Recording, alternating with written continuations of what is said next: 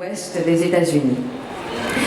L'autre chose, la raison pour laquelle on a décidé également de garder la langue anglaise américaine et cet accent et cette région en particulier, c'est parce que on n'aborde pas du tout le travail de la même manière en termes de jeu, en termes d'acteurs. La manière, et ça vient de la langue et des méthodes, entre guillemets, qui en découlent.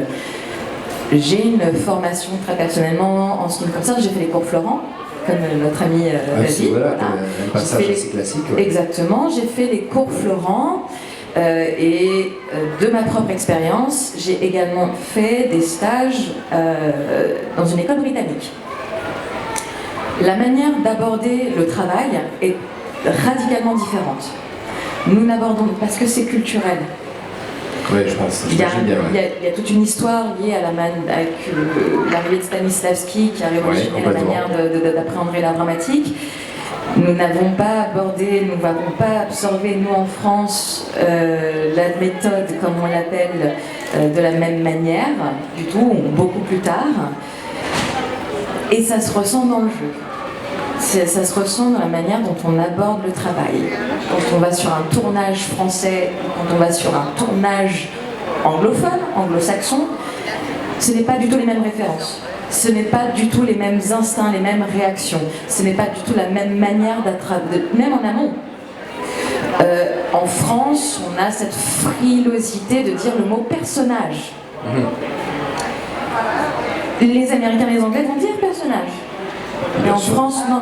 En France, il y a cette réputation de se dire le texte avant tout. Il faut faire, surtout au théâtre, il faut bien faire entendre. Je caricature, je dis pas que je comprends bien ce que vous dites, mais c'est vrai. Mais en tout cas, dans l'univers collectif, il y a cette idée que le théâtre, à la française, c'est cette idée de texte, de faire entendre parce qu'on a un tel répertoire, une telle littérature qui est gigantesque, et c'est une richesse phénoménale.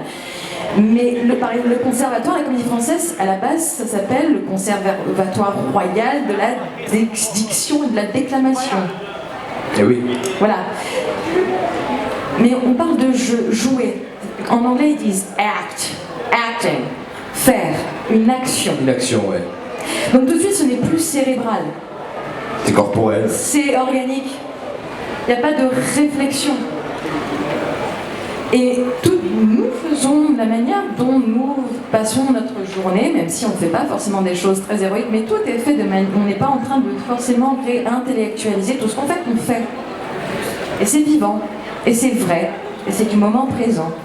Et l'anglais permet ça. Le fait de jouer en anglais permet beaucoup plus ça. Ça ne veut pas dire que c'est pas impossible en français, attention. Oui. Mais c'est juste une tradition qui est encore assez ancrée. On a bien compris cette volonté de la part de toute la compagnie de vouloir présenter ce spectacle Fool for Love de cette manière, en respectant et d'une part les conditions finalement un peu techniques, sans vouloir rentrer dans des choses très... les conditions un petit peu techniques qu'imposait un texte comme celui-ci. Vous avez absolument respecté la totalité. Vous êtes au Théâtre Pixel, c'est à quelle heure? 21h35, Fool for Love. On fait juste une petite pause musicale et on se retrouve d'ici 2-3 minutes. Merci. Je termine avec ce spectacle Fool for Love. Vous êtes aussi éligible au Petit Molière.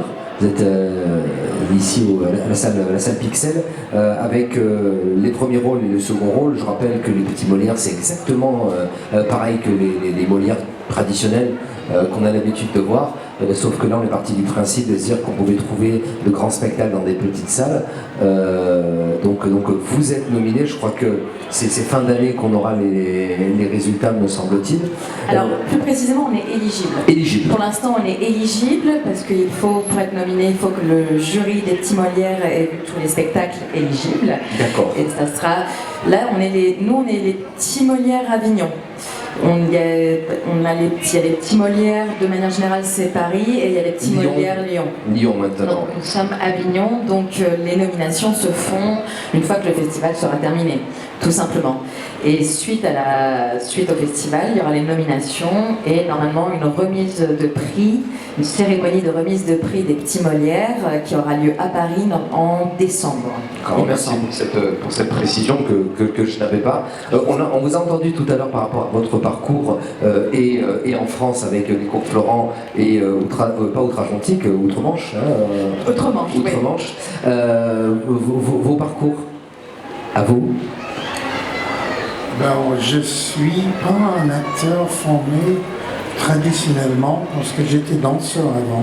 D'accord. Principalement classique, mais aussi russe, baroque.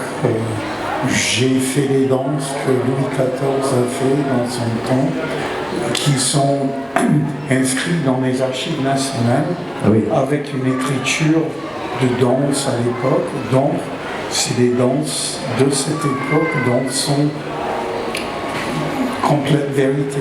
D'accord. C'est à l'époque. Je rejoins juste, je me permets de rebondir par rapport à ça, où on parlait justement de ce théâtre américain, de cette manière en tout cas d'aborder le théâtre qui est un petit peu différent d'une autre, et où le corps a sa place en tant que danseur.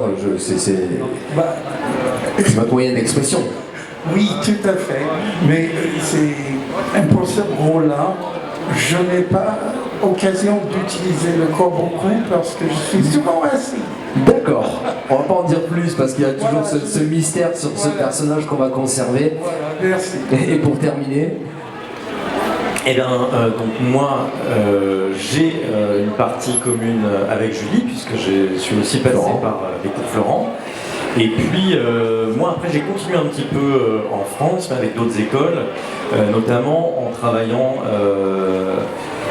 à l'ESSAD, donc École supérieure d'art dramatique de la ville de Paris. Ça sonne très pompeux.